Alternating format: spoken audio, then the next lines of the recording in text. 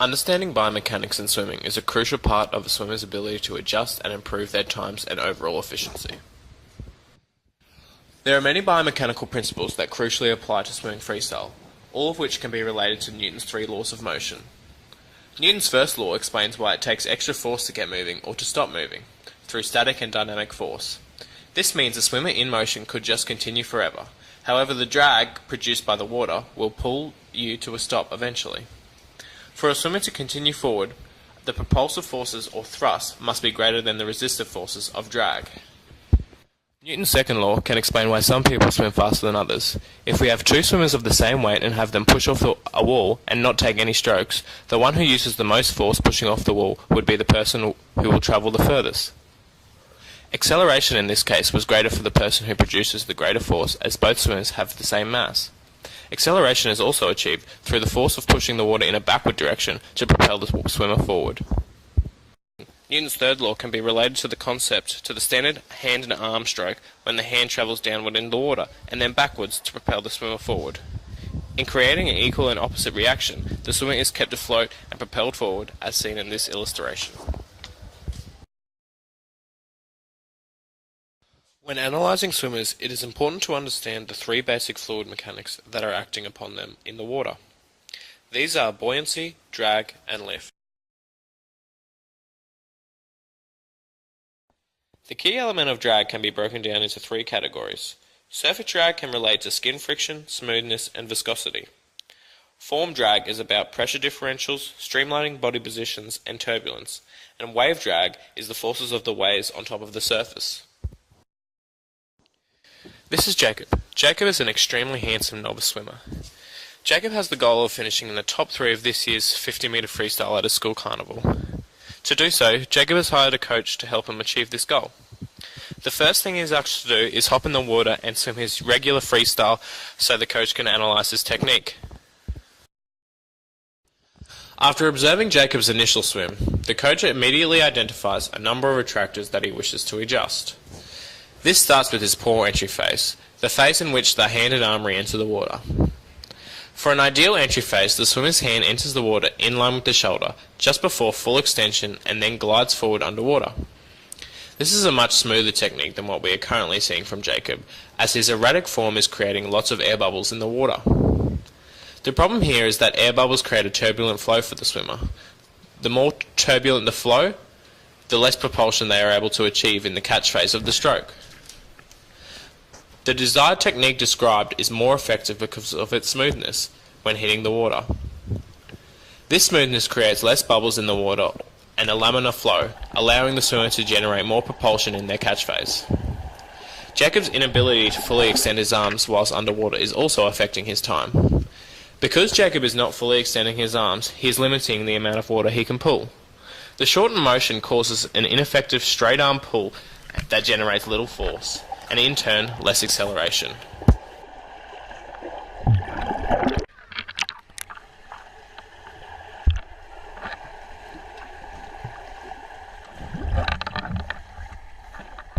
To assist Jacob with his entry phase, he is asked to swim with a small rubber ball in his hands. Jacob must only interchange the ball from left to right hand at full extension of his entry. This constraint is designed to encourage him to fully extend his arms forward after entry and to deter him from rotating his arms across the sagittal plane of his body.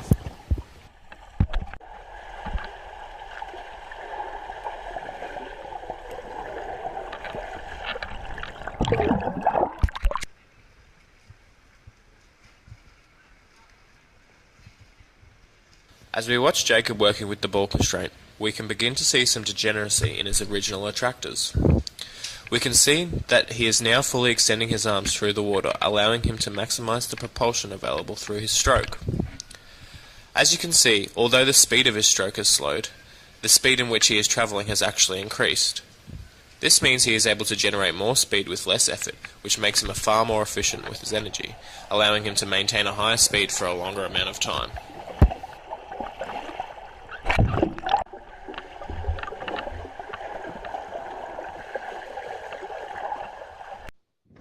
Now that the coach has begun to see significant degeneracy of Jacob's original attractors, he now wants Jacob to attempt to replicate this action without the constraint. Let's see how he goes.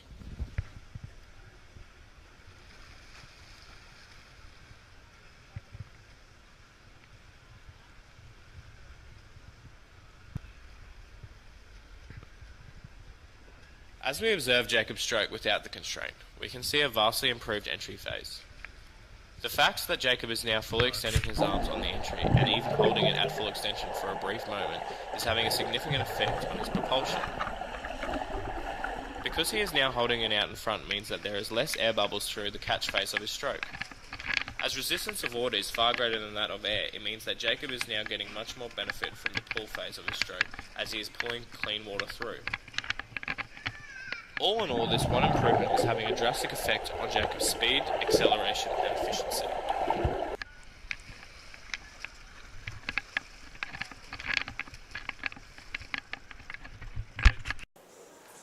Hi viewer, my name is Mitch, and in the very limited window that I have, I'll be looking into a swimmer's kick technique and look to break down the sequence via biomechanical principles, then offer a constraint while touching on elements of sports psychology.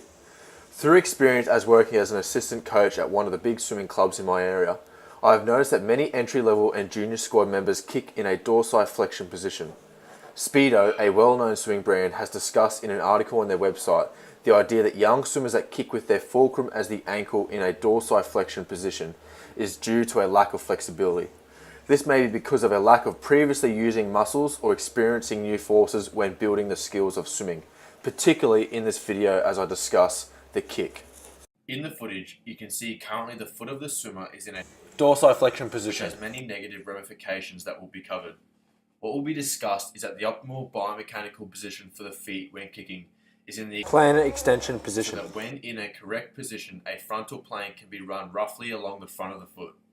This extension is rather than the flexion of the foot at a right angle that we can see in the footage. When looking at the swimmer's kicking technique, we must first understand Newton's law of inertia. The law states an object at rest will remain at rest and an object in motion will remain in motion with the same speed and in the same direction unless acted upon in an unbalanced force. Fluids have inertia, a resistance to motion commonly understood as drag. Drag is the force that opposes movement, in this case the swimmer's movement.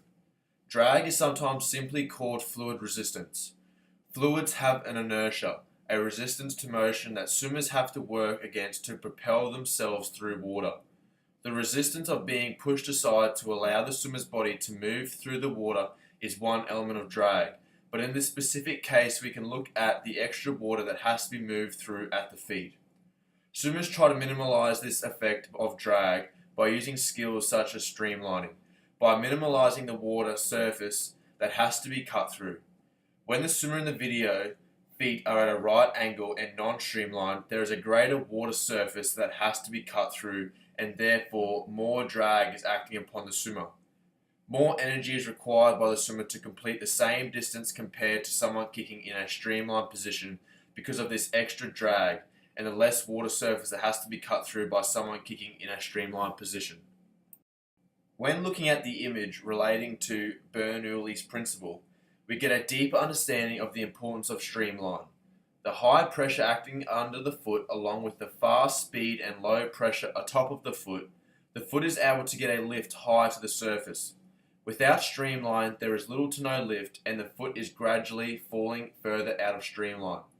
This increase in profile through the water results in increased resistance. Throughout the kick, the fulcrum is the ankle. Within the axis of rotation, the foot should be pointed rather than at a 90-degree angle, but we will discuss this furthermore within the constraint. Pointing your toes down and keeping the ankle in a dorsiflexion will push water anteriorly when you kick, slowing your velocity dramatically. When thinking about Newton's third law of motion, we must understand that there are both internal and external forces that can act on a body. In this case, the fluid resistance exerted against the kicking foot is considered an external force. When discussing these forces, there are a number of properties to be covered. Most importantly here is understanding the direction and point of application. Direction equals the angle at which the force is applied. We can see here the swimmer, when their foot is at a 90-degree angle, they are unable to get adequate force through the direction that they are kicking. With the point of application, we can see when toes are pointed in the correct form, the point of which force is applied is at the top of the kicking motion, when the kick is building velocity and linear acceleration from the top to the bottom. There are constraints that can be implemented that will help the swimmer achieve this optimal kicking technique, but first we must understand skill acquisition. It can be assumed via the footage that the swimmer, through their lack of flexibility, has a form of frozen degrees of freedom. Through psychological aspects such as self-confidence and moving away from internal distractors, the athlete can get the most benefit out of the constraint. It is through this constraint that it is believed that the athlete will gradually learn to relinquish some of the self-imposed degrees of freedom that limit their ability to perform the plantar flexion kick. As established, the swimmer has a lack of flexibility within their ankle, which leads to the dorsiflexion kick. We can develop the swimmer's kick through the use of information streams by introducing adaptations to the task. The adaptation includes the swimmer wearing fins. It is clear that the swimmer is currently operating under a narrow motor program concept, where there is no cell feedback offered to adjust the movement. With that in mind, using fins helps the swimmer access introspective information streams, which in turn allows the individual to internally help alter or adjust the movement to complete the task. With that in mind, the swimmer, using the added third-class lever of the fin, will begin to internally understand some of the biomechanical elements discussed earlier. With the extended lever on the foot, the student will require laminar flow to move through the fluid resistance, or risk even more drag than previously experienced. The added higher order invariant offers information to the swimmer that there is now more drag than previously felt in the dorsiflexion fulcrum position. That added information will allow the swimmer to relinquish and free some degrees of freedom to alter the direction and point of application of force through the kick. The task constraint allows the athlete to find their own solution to the previous motor problem within the movement sequence. Through the period of instability, using the constraint, the athlete can self-organize by allowing adaptations to occur and, in theory, bring forward new coordination patterns that can free the degrees of freedom. Throughout the student's attempt to complete the constrained task, it is imperative for the teacher to encourage the student to maintain emotional control. Encouraging the student to participate in the instability phase of creating new sequence patterns and ensuring they understand they may face setbacks is an important aspect for the student to grasp. Through the 3 R's, the teacher can encourage the athlete to recognize, regroup, and refocus so that the student is able to get the most out of the constraint. It is important for the ability of the swimmer in the footage to set process goals. The frozen degrees of freedom are not going to be released in one constraint or one session. Having a process goal, such as a continued plantar flexion of the ankle, established, helps the athlete to reach an outcome goal, maybe such as making a state qualification time by a set date. Through knowledge of performance assessment, the swimmer will intrinsically know if they have continued their process goal. It is important that the 3 R's are used in the stage of movement sequence development. Through the constraint, sports psychology, and goal setting, it is believed that the problem with the swimmer's kick will be eradicated. Thank you.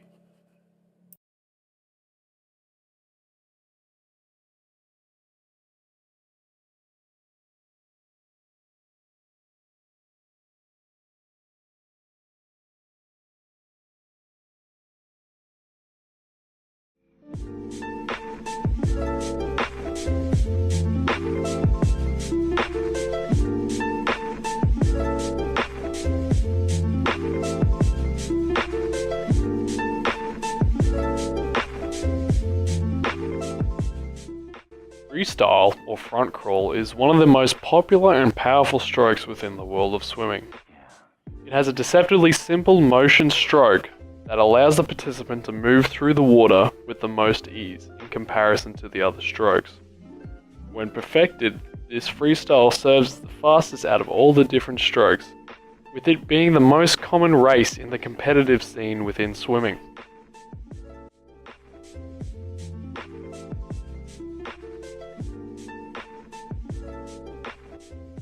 Due to the simplistic nature of the stroke, many common problems arise and, if not fixed, can significantly hinder the swimmer's ability to improve. Freestyle relies upon the swimmer's ability to move through the water, maintaining momentum with at least amount of fluid resistance possible, while propelling themselves forward in a streamlined fashion. Speed within this stroke is developed as much by overcoming resistance as it is by increasing force. If this streamlined movement is not achieved and the force of the swimmer is not increased, it is simply not possible for the athlete to perform at the best of their ability, as their momentum is hindered. An ideal freestyle form looks like this.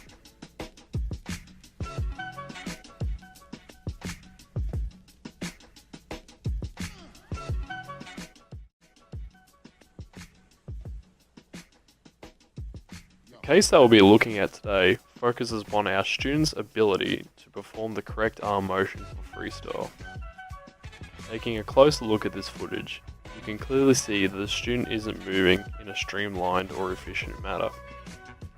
His arms are crossing over the center of his body, throwing out his direction of motion, ruining any fluidity and causing a significant drag in the water, slowing him down, and negating any power that his stroke might have had.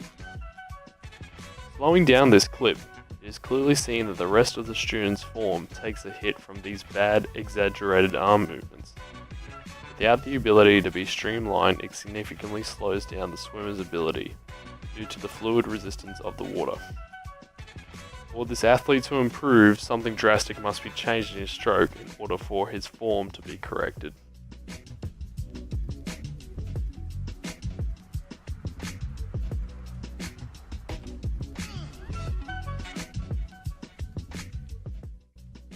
There are a number of possible fixes that could be put into place to help fix the issue of the student's limb use and movement. The solution I have chosen to incorporate is the use of hand paddles and corrective feedback. Swimming hand paddles are curved pieces of plastic attached to the hand of the swimmer to help combat a number of problems, not just the problem being looked at in this video. Hand paddles are a powerful tool to increase a swimmer's upper body strength for a more powerful underwater catch, pull, and finish. Due to the size and shape of these paddles, they provide an increase in power in the water through resistance and help the athlete to learn how to use the correct stroke-orientated muscles more efficiently. Specifically for the problem I am trying to address with my student, the paddles can be a useful tool as they are designed to shift off the swimmer's hand if the correct form is not being performed. Attaching these paddles to my student's hand, it will show him when he is not using the preferred form. Due to the paddle being bigger than a hand, it generates more drag and requires the swimmer to maintain a linear motion when pulling through the water. If this conversion of rotary to linear motion is not achieved, or they try to stroke across the body in a clavicular linear motion, the paddle will fall off.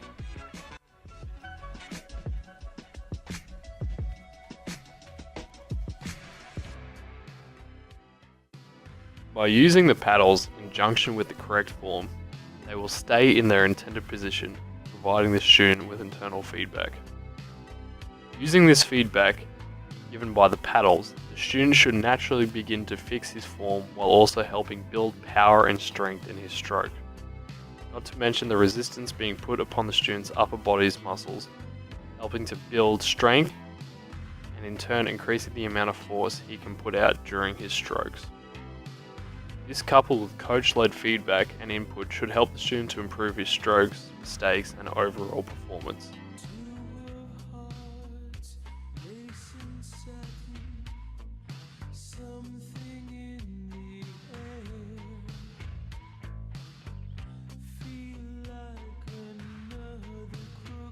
That's been captured by your stare.